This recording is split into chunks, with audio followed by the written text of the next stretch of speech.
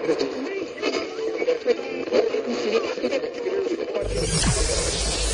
ready for unique, rare, and little-known treasures from the golden age of radio. You're listening to The Amazing World of Radio with Adam Graham.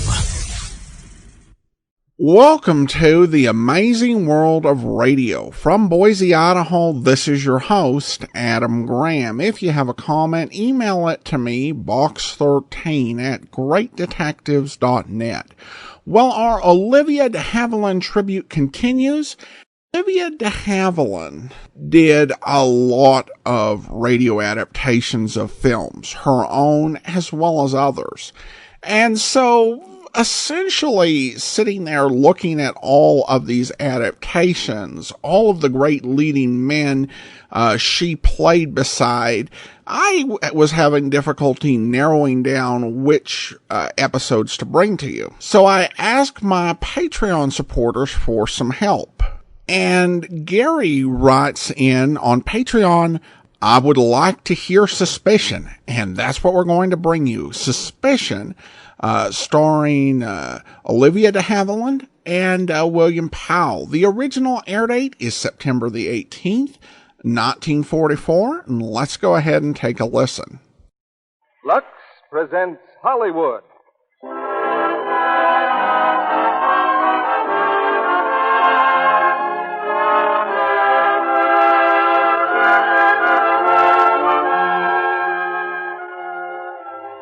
The Lux Radio Theater brings you William Powell and Olivia De Havilland in Suspicion. Ladies and gentlemen, your producer, Mr. Cecil B. DeMille.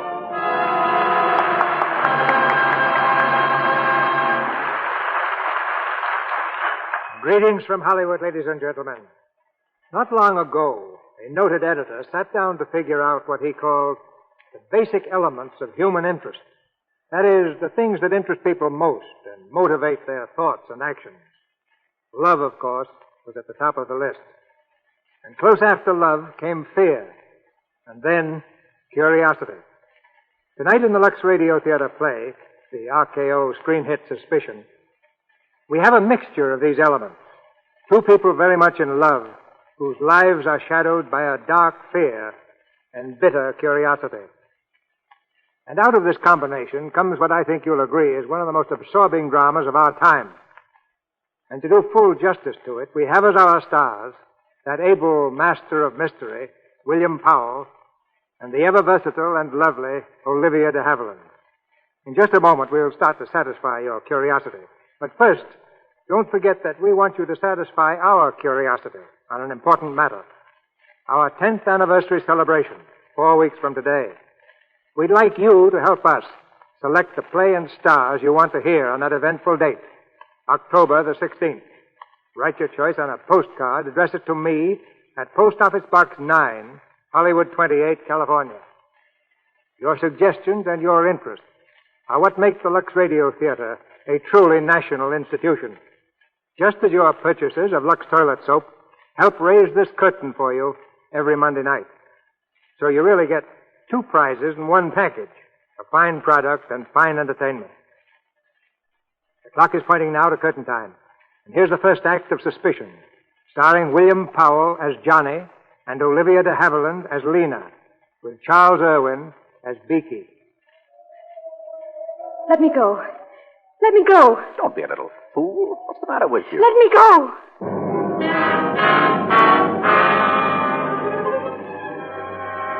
On a hilltop overlooking the English countryside, the trees bend low before the moaning wind. Smoke-gray clouds weave swiftly across a smoke-gray sky. Against this sky are silhouetted the figures of a man and a woman. The man's arms are about her shoulders. She struggles wildly, frantically, then breaks away. Again his arms reach out. Her hands are caught and held as in a vice. Well, what did you think I was trying to do? Kill you? Nothing less than murder could justify such a violent self-defense. Look at you. Let me go. Oh, I'm just beginning to understand. You thought I was going to kiss you, didn't you? Weren't you? Of course not. I was merely reaching around you trying to fix your hair. What's wrong with my hair? Well, I'm glad you asked me that. It would have been extremely discourteous for me to bring the subject up. Are you serious? Of course I'm serious. You always give me the feeling that you're laughing at me. No, I give you my word. What's wrong with my hair? Well, let me show you. Now, don't back away. I'm not going to hurt you. Let me see. Yes, this'll do it. What are you thinking of? A week ago, I'd never even seen you. Oh. Now, here we are on a Sunday morning missing church while I unbraid your hair. I think you've done enough fooling with my hair. There, got a mirror? You look splendid. I must be quite a novelty by contrast to the women you're photographed with. Hmm? In the newspapers. Oh. Well, how do you like your hair?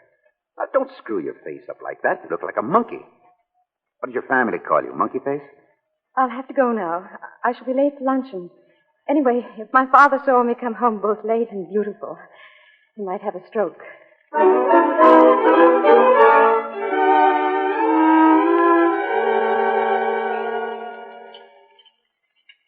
Are you sure Miss Lena isn't in her room, Burton? I knocked her just before I announced lunch.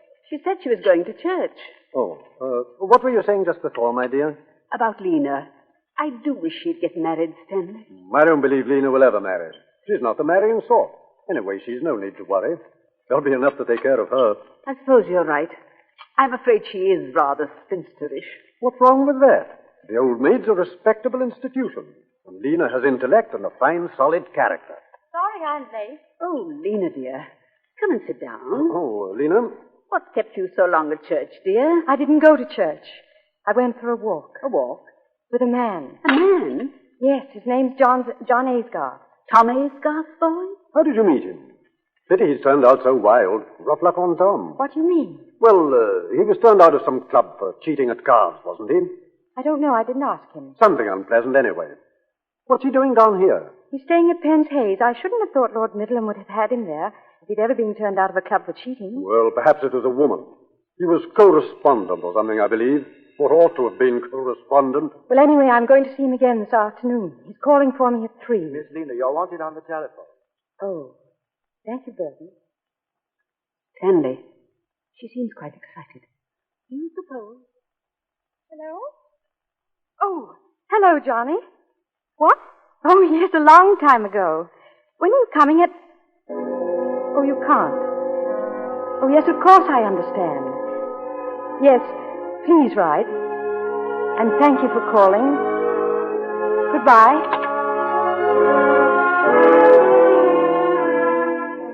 Hello? Yes, this is Miss McLeodlaw. A telegram. Will you read it, please? I will see you, yes? Thursday, yes? At Beecham Hunt Ball. Signed, Johnny. Yes, I have it. Oh, Johnny.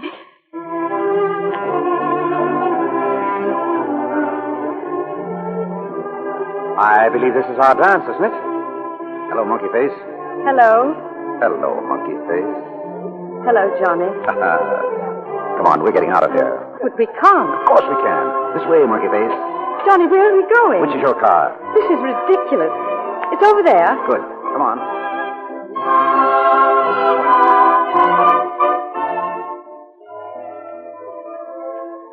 Tell me, have you ever been kissed in a car before? Johnny. Johnny what? You mustn't joke with me. I'm no good at joking. I don't know how to flirt. Well, I'm not joking. I'm serious. Have you ever been kissed in a car? Never. Would you like to be? Yes. Well, you're the first woman I've met who says yes when she means yes. What do the others say? Hanged if I know. Anything but yes. But they kiss you. Well, usually.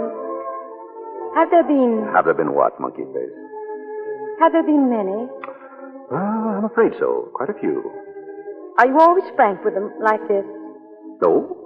No, not particularly. Then why are you frank with me? Because I'm different? No, it isn't that.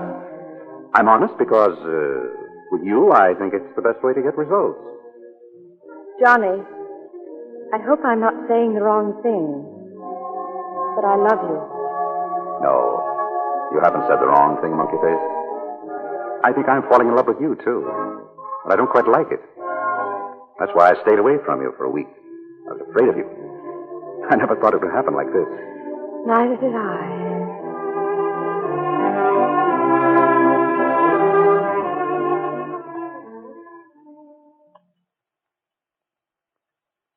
Dear Mother and Father, Johnny and I were married last night. Married? We're off for a month's honeymoon on the continent. Please forgive me. I love him very, very much. Let's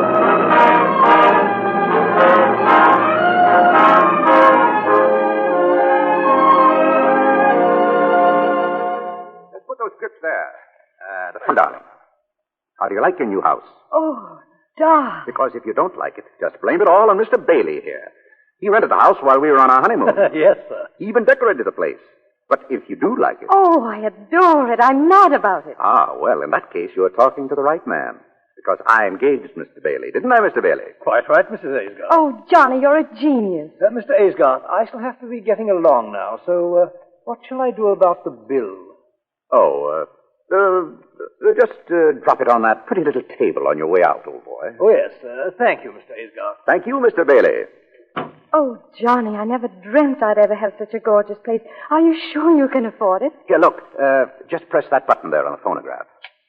There we are. My dance, I believe. Oh, yes. Where are we? At the Hunt Ball. What else? In Venice. And? And Naples and Capri and Nice. And? Paris. Paris. I beg your pardon, sir. Yes? Oh, darling, this is, I've forgotten your name. Ethel, sir. Oh, yes. Well, Ethel? A telegram for you, sir. Oh, thank you, Ethel. What do you think of Ethel? Oh, she seems perfect. It isn't bad news, is it? Oh, no. It's an old friend of mine. Stupid fellow. He wants £1,000. You couldn't spare 1,000, could you? 1,000? What does he want it for? Hanged if I know. Probably because I borrowed it from him. You borrowed it? Why? Well, because I was going on a honeymoon with the loveliest girl in the world. I wanted her to be happy. Didn't you have any money of your own? No, not a shilling. But I had the impression... Johnny, are you broke? Monkey face, I've been broke all my life. Why didn't you tell me? And whatever made you take this extravagant house? Well, I didn't think you'd want to live in a shack. A girl like you who's going to come into plenty of money someday. Wait a minute. I can't quite get this into my head. Were you thinking of my inheritance when you... Oh, I don't know what to say. Oh, now, darling, really. Isn't it silly to spend the best years of our lives waiting? Why not be comfortable now? Johnny, I'm just beginning to understand you. You're a baby. Oh, I know you didn't marry me for my money, but my income will never pay for all this. Never. Well, what about your father? But I couldn't possibly ask my father or even Mother. You saw how restrained she was when she met us at the station. Anyway, you wouldn't actually want to live on your wife's allowance, would you? Oh, of course not, darling. Well, then. Well, I suppose if the worst comes to the worst, and there was no other way out of it, well, I suppose I'd have to, What? Well, borrow some more.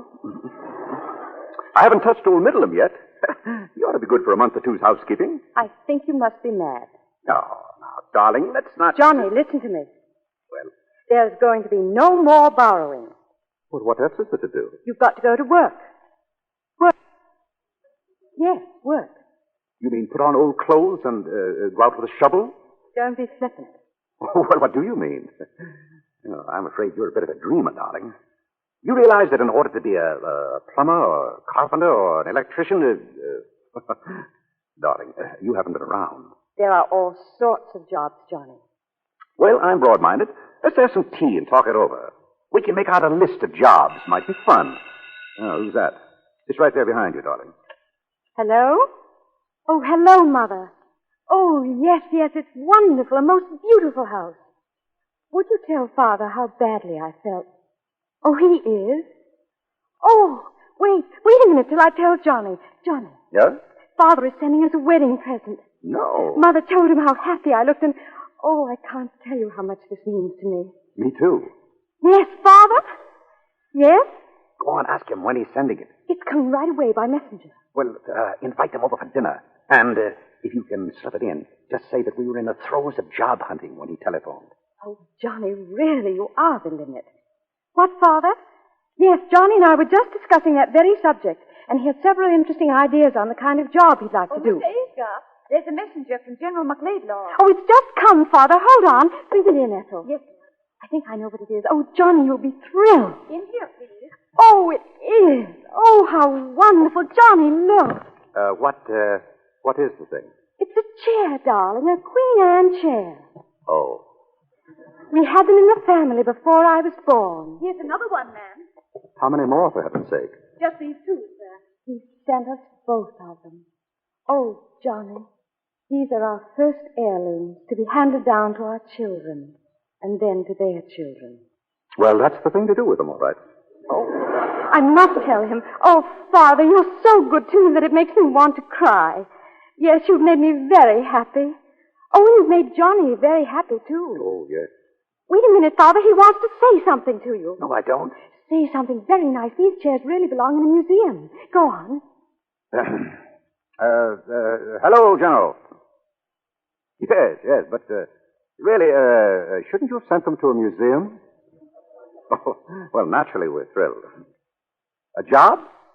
Oh, yes. Lena and I were just going into that. Well, I have several excellent opportunities. I just received a letter from my cousin, Captain Melbeck. He wants someone to manage his estate for him. I thought I'd take the job. Well, I'm glad you approve. Yes, we'll get together soon. Goodbye, sir. That was a fib about Captain Melbeck, wasn't it? Was it? Listen to this letter. We'll give your idea the fullest consideration. Let me know if you would like to take the job. Yours sincerely, George Melbeck. Did you have this letter all the time? I did? Why didn't you tell me? Because, dear, I never dreamed I'd be using it. Any more than I ever dreamed that we'd be receiving these two beautiful chairs.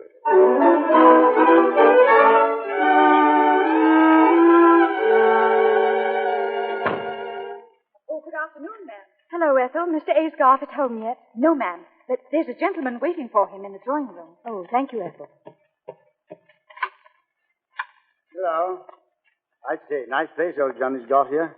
Oh, I'm Vicky Thwaite. You must be old Johnny's wife. Yes, I am. Didn't he ever tell you about me? Vicky? Oh, you're Vicky. I happened to be driving by. I thought I'd just pop in for a cup of tea. I've heard so much about you, Mr. Thwaite. Johnny told me about you, too. Ran into him at Newbury Races last week. The races? Oh, put my foot into it as usual, eh? Well, what I mean is, didn't he tell you? Well, Johnny has a job. He couldn't have been at the races. Besides, he's given up betting. Oh, he has he? Well, don't you believe it? Not Johnny. He's a great lad, he is. You mustn't mind Johnny cutting up. That's what makes him Johnny. Besides, he thinks you're a topper. Won't you sit down, Mr. Thwaite? I'm sure Johnny... Oh. Something wrong? Yes. There were 2 chairs here this morning before I left. Chairs? Disappeared, have they? Yes, apparently. Were they expensive? Yes. They were museum pieces. Queen Anne. Oh, that Johnny, he'll be the death of me. Don't you understand? No, I don't. I bet you 20 to 1 old Johnny has sold them. Sold them? What for? For money, of course. Fellow's got to pay his racing debts, hasn't he? You know, these bookies don't trust a chap for long. Not a chap like Johnny, that is. I don't believe you. I don't believe a word you say. Oh, put my foot in it again, have I? My dear, you mustn't take it so seriously. After all, it's Johnny. Wonderful chap, Johnny. He couldn't have sold them. He wouldn't without asking me. Mrs. Asgarth at home, Ethel? Yes, sir.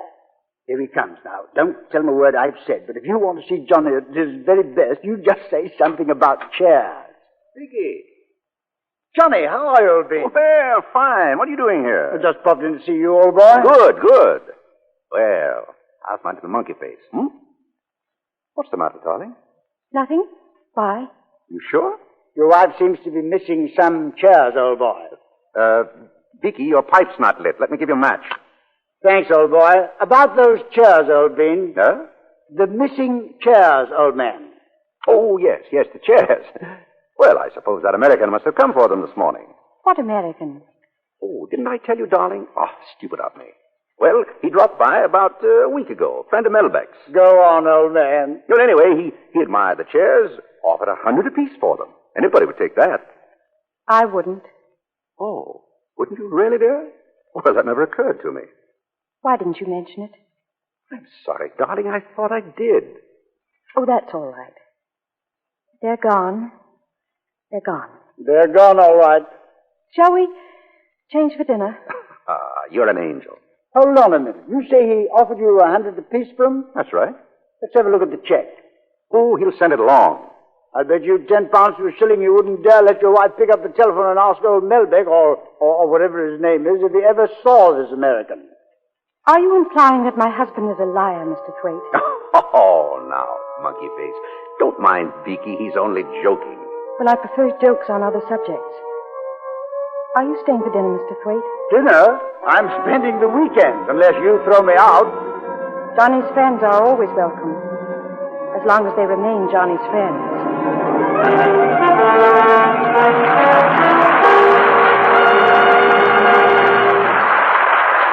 In a few minutes, Mr. DeMille and our stars, William Powell and Olivia De Havilland, will be back with Act Two of Suspicion.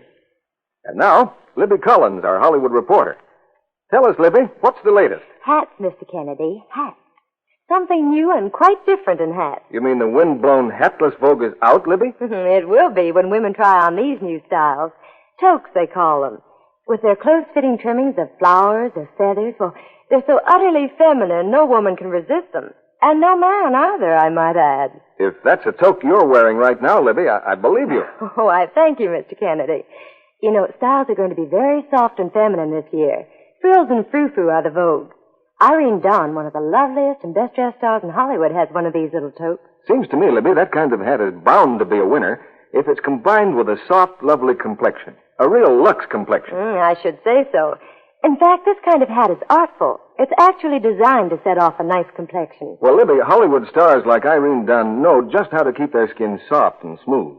With daily Lux Toilet Soap facials, they can be sure their precious complexions get gentle, cherishing care. Yes, those facials are quick and easy, but so effective. Lovely Lux complexions everywhere are proof of that, Libby. And I'd like to point out that recent tests of Lux Soap facials showed that actually 3 out of 4 complexions improved in a short time. So here's a Hollywood tip. For skin that's truly feminine, soft and appealing, why not use this gentle soap recommended by 9 out of 10 famous screen stars? You'll find it's a beauty care that really works. If ever your dealer happens to be out of stock due to wartime conditions, he'll surely have more soon. Remember, Lux Toilet Soap is worth waiting for. And now, Mr. DeMille returns to the microphone. Act Two of Suspicion, starring William Powell as Johnny and Olivia De Havilland as Lena, with Charles Irwin as Beaky.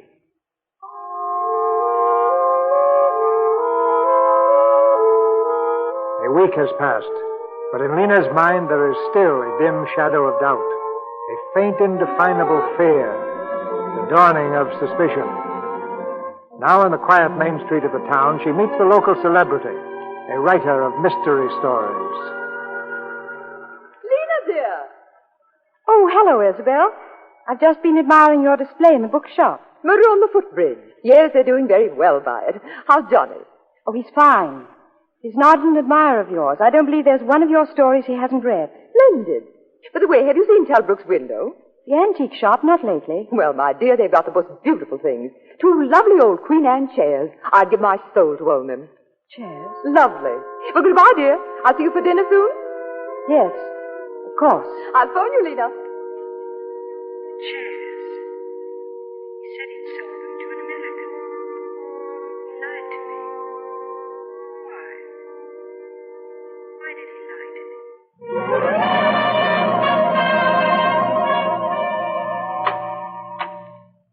Hello, girl. Back so soon? Beaky, I owe you an apology. Good. I mean, what for? I'll explain to you later. Oh, you seem to be rather hot under the collar. Must be about old Johnny.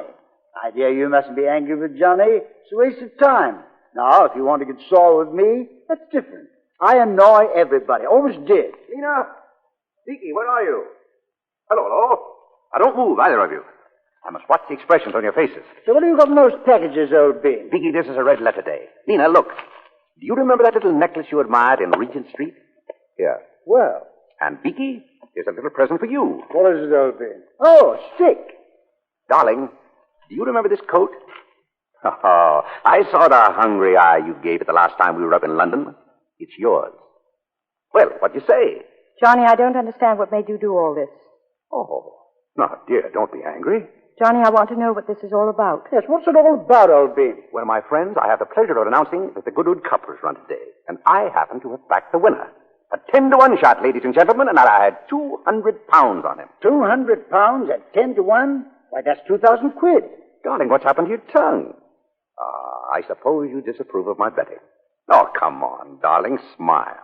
Johnny, where did you get the 200 pounds? Why, say, old girl, that's not a very tactful question. Where did you get it? Oh, you know very well there was no American. I got it for the chairs, of course. You sold the chairs to gamble all your money on a horse. Well, not exactly. I owed the bookies some money. I got the 200 pounds to pay them off. But then along came this hot tip. Oh, darling, give us a smile. Now, come on, old girl. Oh, I know. What? You tickle a chin and I'll make a noise like a duck. No. No good, Biggie. No good? No. Oh, I forgot something. Darling, look. This is a receipt from a certain antique shop. Paid in full for a certain pair of chairs. They'll deliver within the hour. Oh, Johnny. There. She's smiling. By Jove, so she is. Oh, Johnny, darling. Well done, old bean. I say, what about celebrating? Trust Vicky to say the right thing at the right time. Look at me, darling. Happy? Yes. Of course she is. Here you are, Lena. This is yours, old girl. Thank you, Beaky. Here's yours, old bean. Now for a toast. So wait a minute, Beaky. What are you drinking? Brandy? Oh, just this once, old bean. Oh, you know that's not good for you. Oh, all right. Well, maybe just this once. Oh, thanks. Monkey face, I drink to the last bet that will ever be made by Johnny Aysgarth. The last bet, old bean. Bottoms up, eh? Beaky. What's the matter with him? Sit down, Beaky, here. Johnny, get some water, quick. No, it won't help. I've seen this happen before. There's nothing much you can do about it. Well, open his collar. He can't breathe. It's no use, darling. It'll either kill him or it'll go away by itself. Sorry, old bean. One of these days, it will kill him.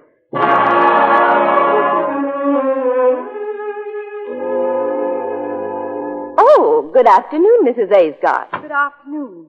Is my husband in his office? Mr. Aysgarth? Why, no. When do you expect him? Well, I really couldn't say. Perhaps you'd like to talk to Captain Melbeck? Yes, I would. Very much, please. This way. Mrs. Aysgarth to see you, sir. Oh, come in. Mrs. Aysgarth, what a pleasure to see you. Good afternoon, Captain Melbeck. Do sit down. Thank you. Captain Melbeck, I don't want to impose on you, but you're Johnny's cousin as well as his employer. I thought I'd come in and see you. Of course. I've been feeling very badly about Johnny ever since I had to discharge him. Discharge? Now, don't worry, Mrs. Aysgarth. I told him I wouldn't prosecute. I don't understand. I told him I wouldn't prosecute. What on earth are you talking about? When did you discharge him? 6 weeks ago. We had an unexpected audit. The account showed a deficit of £2,000. When I looked into Johnny's records, I'm terribly sorry, Mrs. Aysgarth. He should have told you.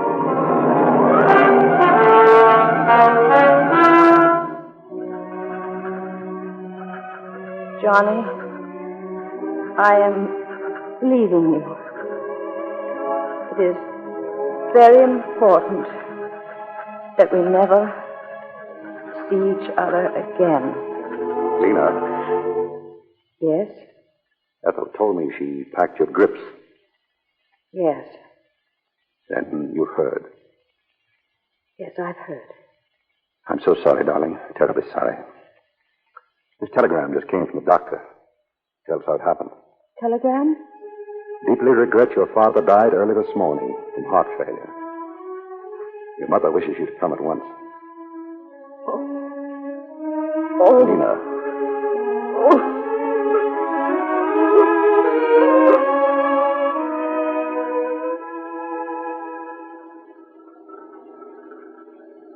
Tired, darling?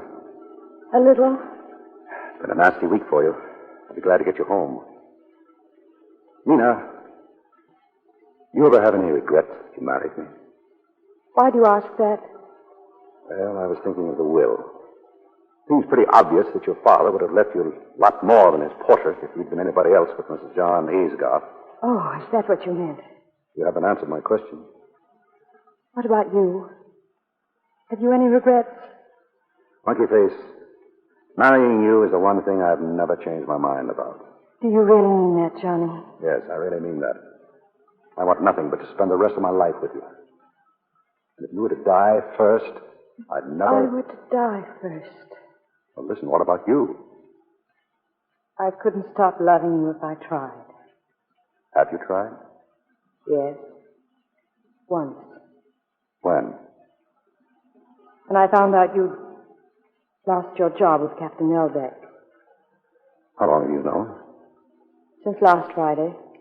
Who told you? Captain Melbeck. I met him. Did he tell you why? No. Suppose you tell me why. Oh, well, we just didn't get along. I say, it's quite nice here. Shall we stop and look at the sea? Pretty here. Be quite a drop off this cliff, wouldn't it? Why didn't you get along with Captain Melbeck?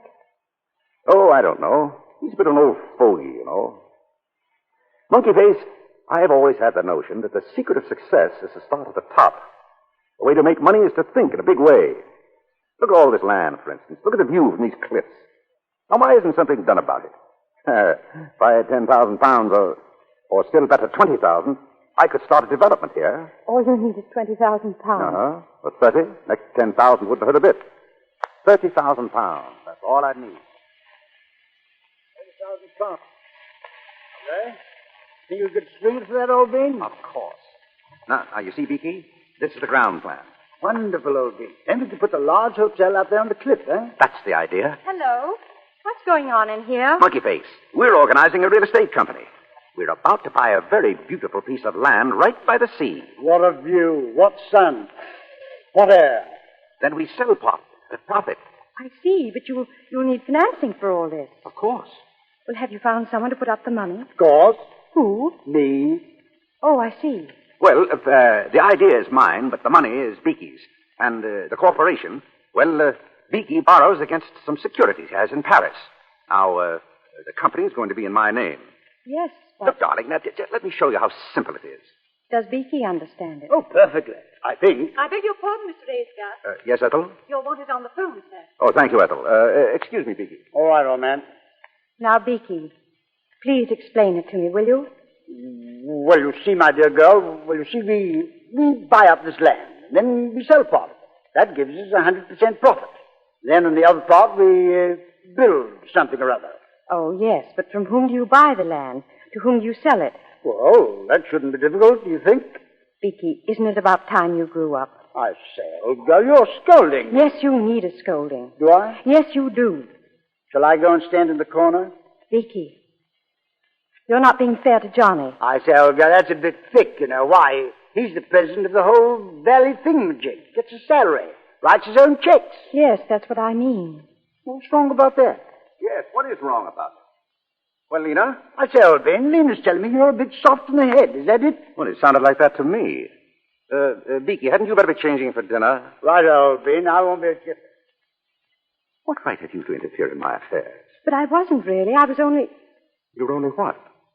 Well, I was only trying to tell Beaky that he shouldn't leave everything to you. It's not as if you were both experienced businessmen. What the devil do you know about business?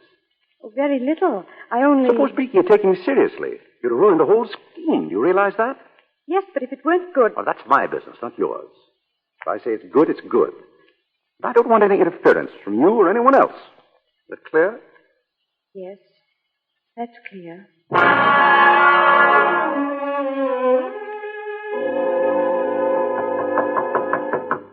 Yes, who is it?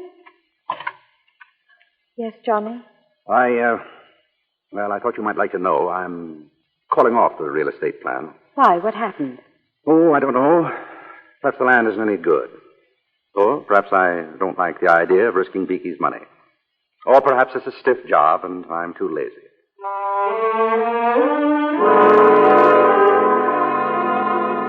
I don't know what it is, but every time I play anagrams, I can only make three-letter words. D-O-U-B, D-O-U-B. No such word. Try this. D-O-U-B-T. Doubt. Thank you, old girl. Your turn. Here, Johnny, I don't see why you want to call off this real estate scheme. It's no good. The corporation's formed already. The money's been put up in your name, old boy. The deal's off, Beaky. Why do we have to drive all the way up there to look at it? Well, I won't be responsible for calling the scheme off without first proving to you it's no good. We're going up there early tomorrow morning and take a look. Why are you so insistent? Because, as I told you, I won't be responsible. All right, old boy. What's that word you got there, Lena? M-U-L-D-E-R. Oh, it's a word, is there? Try the R instead of the L. Murder. That's better. Murder. Johnny, I don't like going up there in the morning. Why do we have to go so early? Now, Beaky. Murder. Oh, well, we have to. Let's get on with the game. Your turn, old girl. The money in his name. Murder. The cliffs overlooking the sea. I say, Lena. The edge of the cliff. Stay away, Beaky. Lena, I say. He'll push you off. He'll kill you. Murder. Murder. Murder. Lena, what's the matter? Lena. Give me a hand here, Beaky. She's fainted.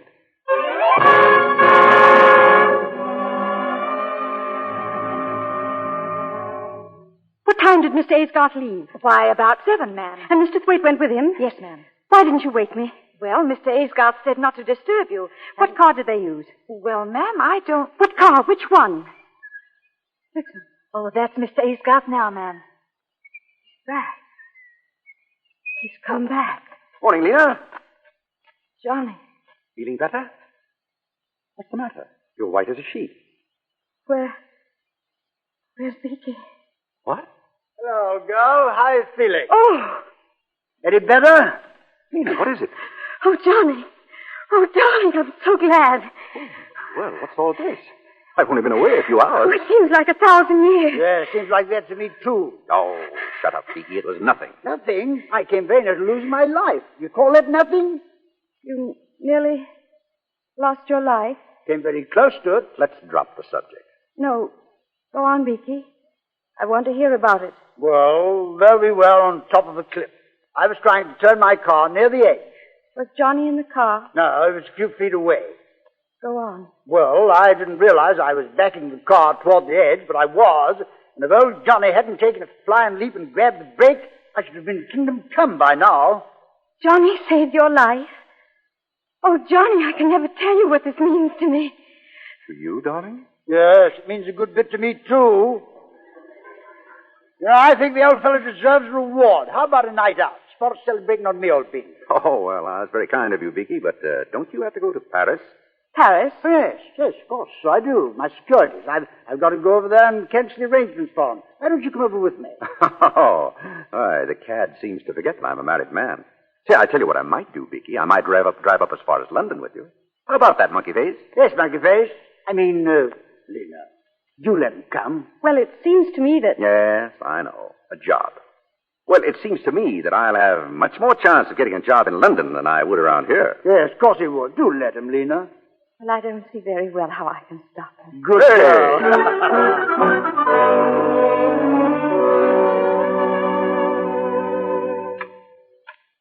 Mrs. Aysgarth, Yes, Ethel? there's an Inspector Hodgson in the hall, ma'am. He wants to see Mr. Aysgarth. Show him in, Ethel. Very good, ma'am. Will you come this way, please, sir? Thank you. Mrs. Aysgarth? Yes. My name's Hodgson, Inspector Hodgson from the county police. How do you do? I understand your husband's not in, ma'am. No, he's been up in London for 2 days. Well, perhaps you might be able to help us. Yes, of course. I believe you know a Mr. Thwaite. Yes, he's a close friend of my husband. Well, I don't know how to put it quite.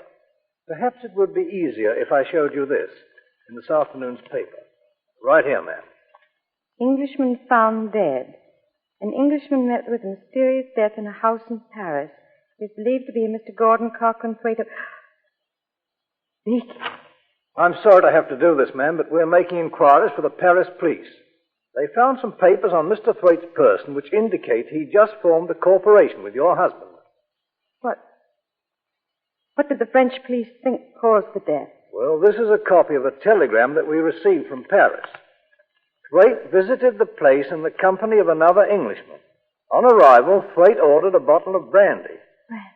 According to one of the waiters, Thwaite's companion asked for the brandy to be served in large beakers. Apparently, as a result of a bet between the two men, Thwaite filled one of these beakers to the brim and drank it all. The other man was not present when the actual tragedy happened. I'm sorry, ma'am, but do you or your husband happen to know of any friend of Mr. Thwaite's who might have been there with him? No. Well, then perhaps you could enlighten us about this corporation. Yes, I believe I can. My husband had planned a real estate development with him. Mr. Thwaite had gone to Paris to dissolve the corporation. Thank you, ma'am. That's all. Good day. Good day. Didn't go to Paris. He's in London. Johnny's in London. He's at the club. He's got to be at the club. He didn't go to Paris, didn't he? Hello? Hogarth Club? May I speak to Mr. Aysgarth, please? He left? Left when? Yesterday morning. No. No, it doesn't matter. Thank you.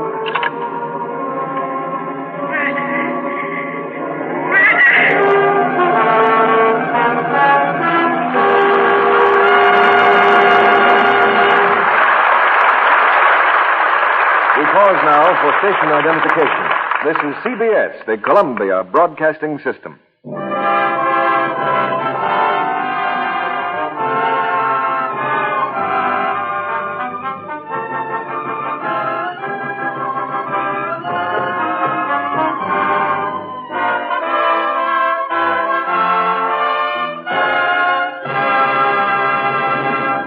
In a few minutes, Mr. DeMille and our stars William Powell and Olivia De Havilland will return in Act 3 of Suspicion.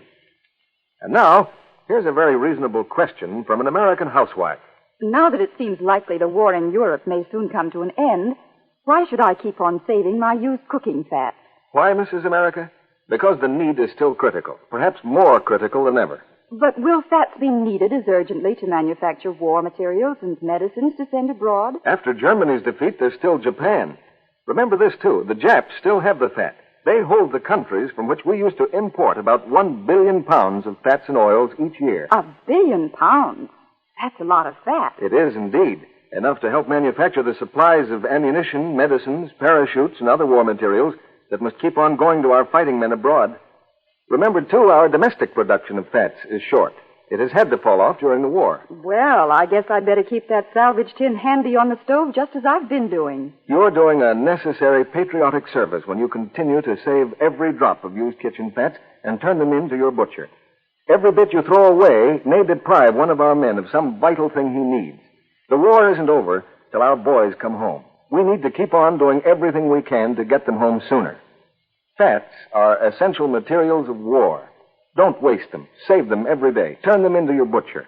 Remember, he still gives you 4 cents a pound and 2 red ration points for every pound you turn in. That's the message your government sends you. Here's what Mr. Lee Marshall, Director of Distribution, War Food Administration, tells you. Saving used fats is not a glamorous task. It takes effort. But it is one that only you, the American housewife, can perform for the country. We ask you to continue the wonderful job you are doing to help speed final victory. And now, Mr. DeMille returns to the microphone. When the play is over, we hope you'll join us behind the scenes for an informal chat with our stars. Now here's Act 3 of Suspicion, starring William Powell as Johnny and Olivia De Havilland as Lena.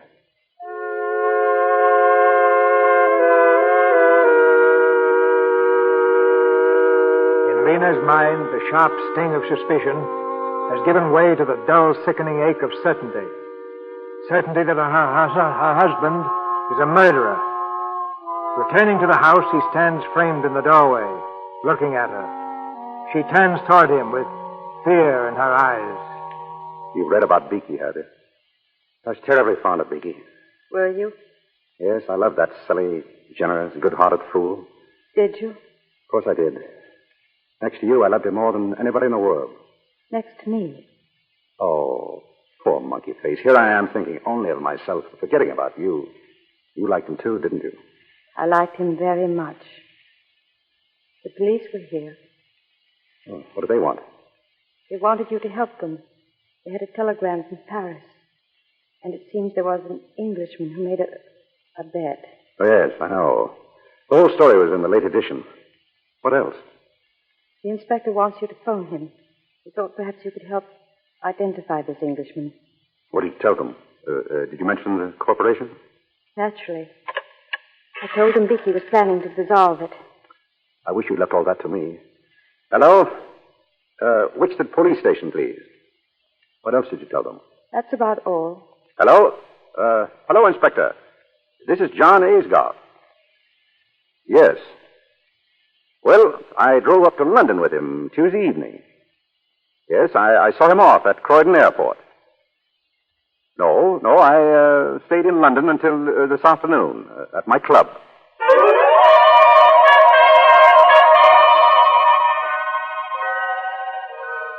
Lena, how nice to see you. Sit down there. Isabel, you know, I couldn't put my light out until 3 this morning.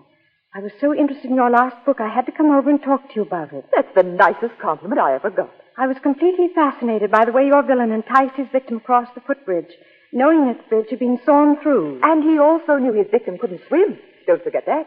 Well, what I want to know is this.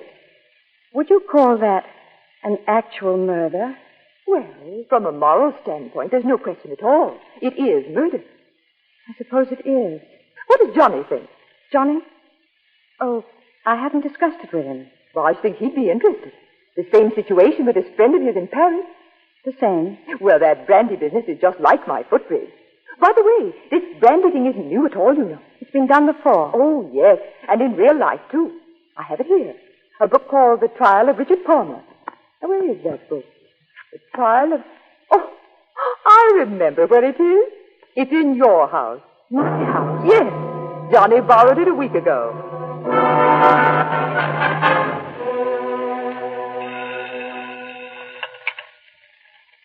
Hello? Hello? May I speak to Mr. Aysgarth, please? He isn't in. This is Mrs. Aysgarth speaking. Oh, well, this is the Guarantor's Life Insurance Company. Yes? Would you tell Mr. Aysgarth that there's been a slight delay in replying to his inquiry? We've written him fully, and he should get our letter in the morning.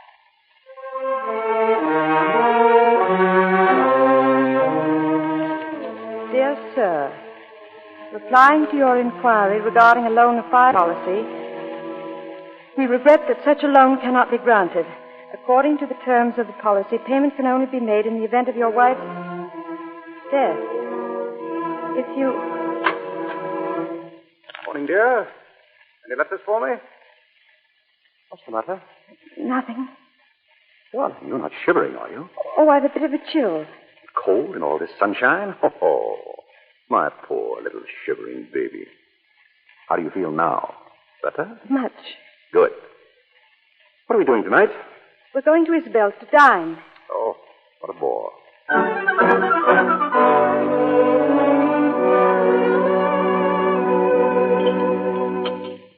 Well, let's get back to that new book of yours, Isabel.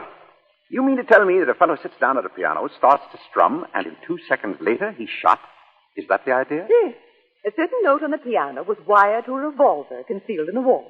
Oh, I don't care much for that, Isabel. You're slipping, old girl. What's wrong with it? Too complicated. You're going to kill somebody? Do it simply. How would you do it? Simply, Johnny? Oh, I don't know, dear. Just use the most obvious method. For instance? Well, poison. Just use the first one that came to my mind. Say, arsenic. Arsenic can be traced in the body, of course. But it isn't always. No.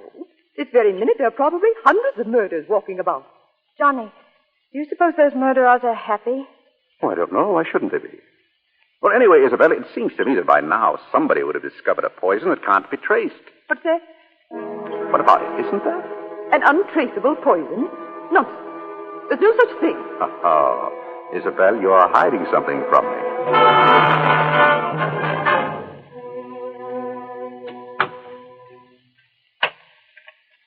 Johnny, you're locking up. What about Ethel? Well, it's Ethel's night off. She won't be back till morning. What about Cook? Have you forgotten? Cook's away on a holiday. Oh. Darling, you're shivering again. You suppose you're catching cold? Yes, I think that's what it must be. Oh, well, we'll have to tuck you into bed. Get you nice and warm. Come on. No, Johnny, please. Please don't. What's the trouble? Johnny, I'm in a state tonight. I don't know why, but I'd like to be alone. Would you mind sleeping in your dressing room? Of course I'd mind. Please, Johnny, I haven't been sleeping very well lately. Oh, I understand. You used to sleep badly when I wasn't here. Now you... All right, that's the way you feel about it. Good night. Poison.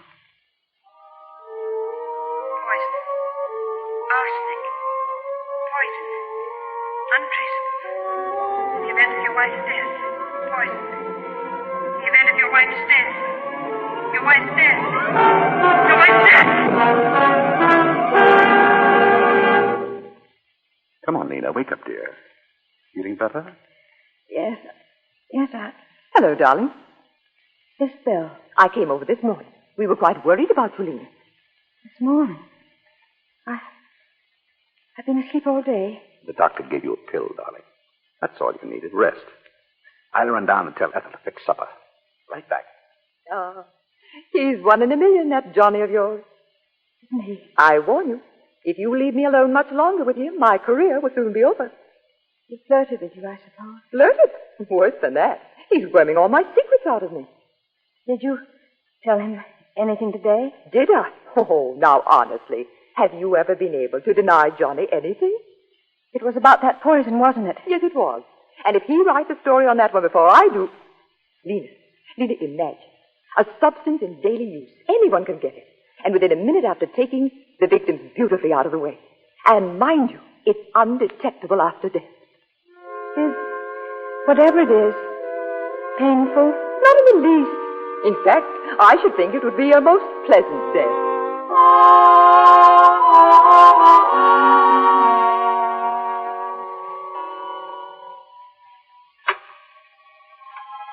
Lena, are you awake? Yes. I brought you a sandwich and a glass of milk. You might drink the milk before you go to sleep. I'll just leave it here. Good night, darling.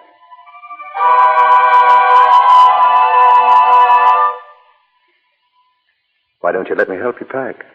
Well, there's no need to. What's the matter with you this morning? You're still annoyed with me, aren't you? No, Johnny, really. I still don't feel well, that's all. And a few days at your mother's will do more good than staying at home. Well, it's not exactly that. Don't you understand? Mother telephoned me. She got on that phone awfully early, it seems to me. Well, Mother gets up early. I happened to mention that I was a bit nervy, and before I knew it, I'd agreed to spend a few days with her. All right. I'll run down and get the car ready. Oh, no. Don't. I'll drive it myself. I prefer to drive you.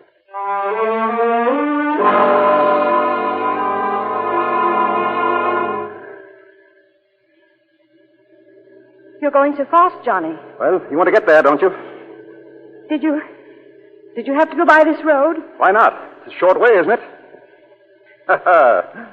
There's the hotel site. Another thing I failed at. He's going to kill me. That door is open. He's going to kill me. The curve up there. The door will swing. He's going to push me out. Down and down. Over and over. Murder. Down and down. Over and over. Get down! Get your hand off the door, Lena. Let me go! Let me go! Lena, come back. No! Lena. Let me go! Lena, what's got into you? Leave me alone, leave me. Stop it, you little fool. Stop it. I've had enough. How much do you think a man can bear? Listen to me. You turned me out of your room. You go running away to your mother's. Now you shrink away from me so you hated me. You're my wife, Lena. But I thought... You almost killed us both back there. Because you had to pull away from me even when I was reaching over to save you from falling out of the car. Well, you don't have to put up with me anymore. Johnny, wait. Where are you going? First, I'm taking you on to your mother's. And then what? Don't worry. I won't bother you again. Johnny, you mean you're going to... Johnny, why were you asking Isabel about that poison? What were you planning to do with... Johnny, you were going to kill yourself. Oh, my darling. Yes, but I've changed my mind. I'm going back to see it through. Prison term and... You mean, Melbeck, that money you took? I can't pay it back. I made the last attempt to raise the money when I went away with Beaky. Paris? I went to Liverpool. I tried to borrow your insurance, but it didn't work. You mean you were in Liverpool when Beaky... Then you didn't go to Paris? Of course not. Do you think I'd have let some idiot give poor old Beaky that brandy if I had? Oh, Johnny. If only I'd known. This is as much my fault as yours. I was only thinking of myself, not what you were going through. If I'd really been close to you, you could have confided in me. But you were ashamed to. Oh, if I'd only understood. Oh, Johnny, it'll be different now. We'll make a difference. People don't change overnight, Lena. I'm no good. Let's turn back, Johnny. Let's go home and see it all through together. No, that won't work. It will work. I know it will. Johnny, please. You can't shut me out. Turn the car around and let's go home. Please, Johnny. Now get in the car. Johnny, where are we going? We're turning back. We're going home.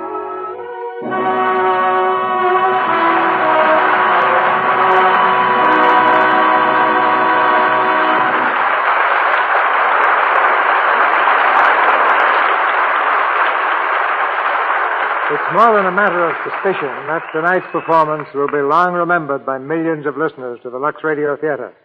And for that, we can thank our stars, William Powell and Olivia De Havilland. Thank you, Cecil. You gave us a great play when you picked Suspicion. Now, you ought to be an authority on mysteries, Bill. One of the best bits of news I've heard is that you're going to do another picture in the Thin Man series. But, Bill, for the Thin Man, haven't you been putting on a little weight? Libby, how can you say that? Why, I'm scared of my own shadow. Yeah. You mean it looks as if a crowd were following you?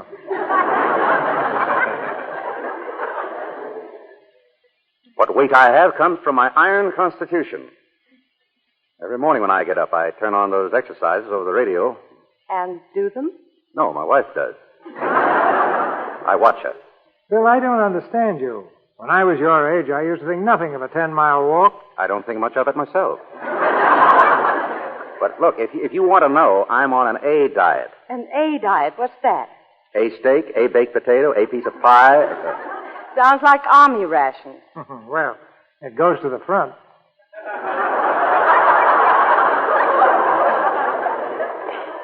Well, in spite of all you say about me, I'll confess you're looking as lovely as ever, Livy. Yes, isn't she? And now that I've planted it for you, Cecil, you wouldn't like to tell us one of the reasons, would you? Me? No. Oh, come on. Yeah? Plenty of fresh air, sunshine. And Lux toilet soap? I'll say it for you. But there's no need to be modest about it, Phoebe. I use Lux toilet soap faithfully, and it does wonders. Well, thank you, Olivia. And I think we'd better take back all we've said about Bill's figure, or he'll dial us off his radio next Monday night. Not when he hears what's coming up, Phoebe. What do you have for next Monday, Cecil? A play I think you'll like, Bill. The RKO romantic comedy, Lucky Partners. And our stars will be Donna Michi and Lucille Ball, with Jack Carson. It's the story of two young people falling in love who stake their future on a horse race. When you gamble both love and horses, you're riding for plenty of excitement. But it sounds like another entertaining evening, Phoebe. We'll be listening. Good night. Good night. Good night. Good night. I have a suspicion we'll be back soon.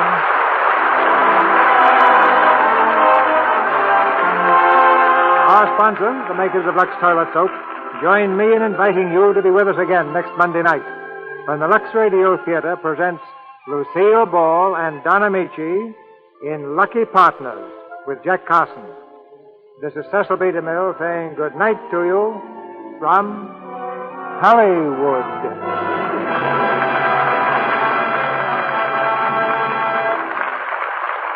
Next month, October 16th, the Lux Radio Theater celebrates its 10th anniversary on the air.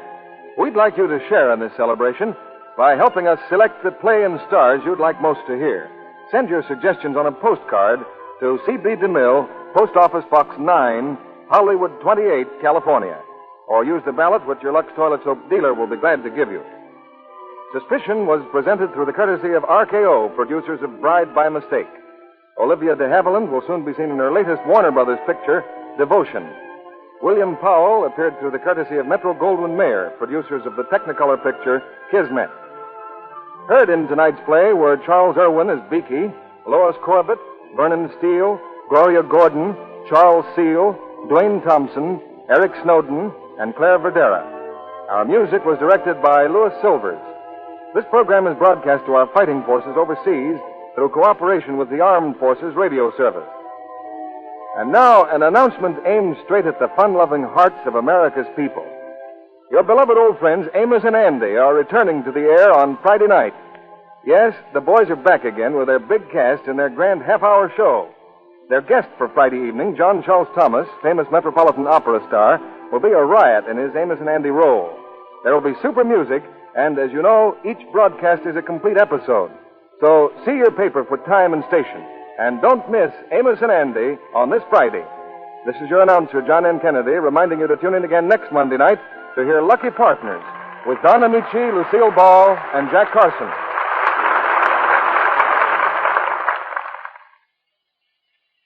Spry, S-P-R-Y. Better cook with Spry, 'cause you'll be a better cook with Spry. Cakes, pies, fried foods, everything tastes better made with new Easy Mix Spry shortening. So for light, fluffy cakes, tender, flaky pastry, crisp, digestible fried foods, Better cook with Spry.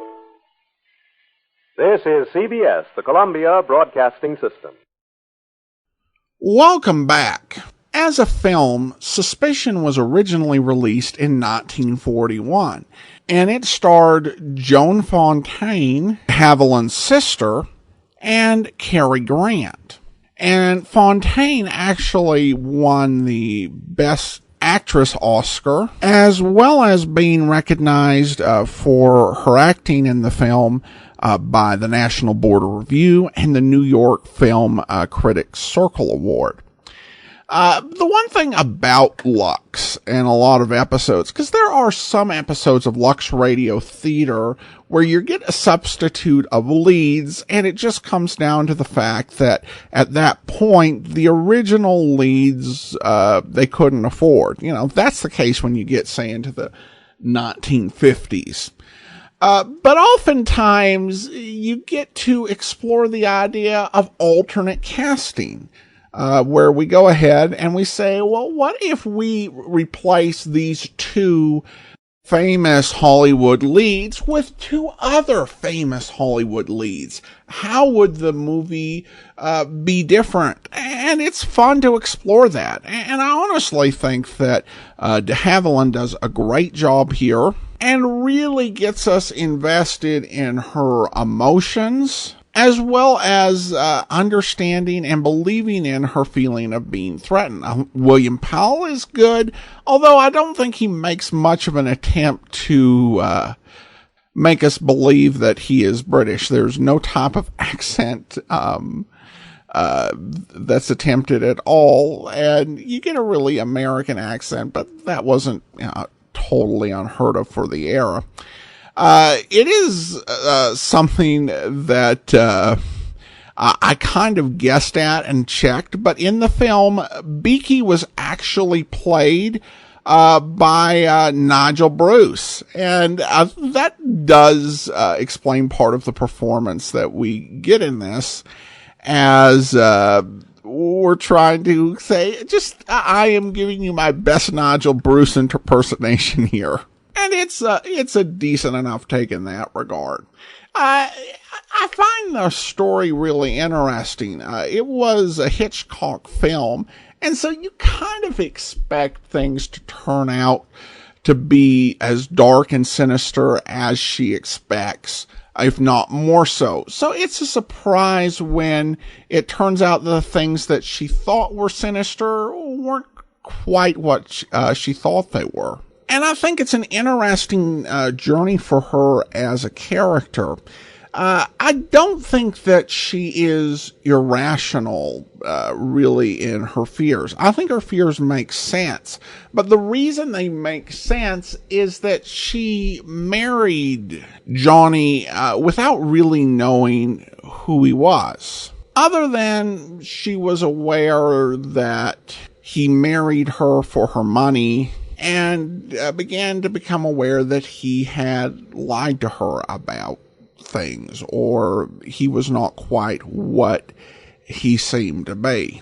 But people do change. And I think that's really hard to process or believe if you're dealing in a relationship where because of choices you both made, you've ended up not trusting this person at all. So I think it plays out as a really interesting and different dynamic, particularly if you come into it thinking, well, I kind of know what this is going to be like. It's a Hitchcock story. And it just turns another direction than you would typically expect. All right. Well, I hope you've enjoyed this episode. We've got another full week of Olivia De Havilland.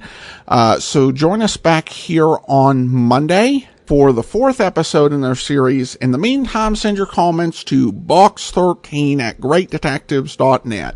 From Boise, Idaho, this is your host, Adam Graham, signing off.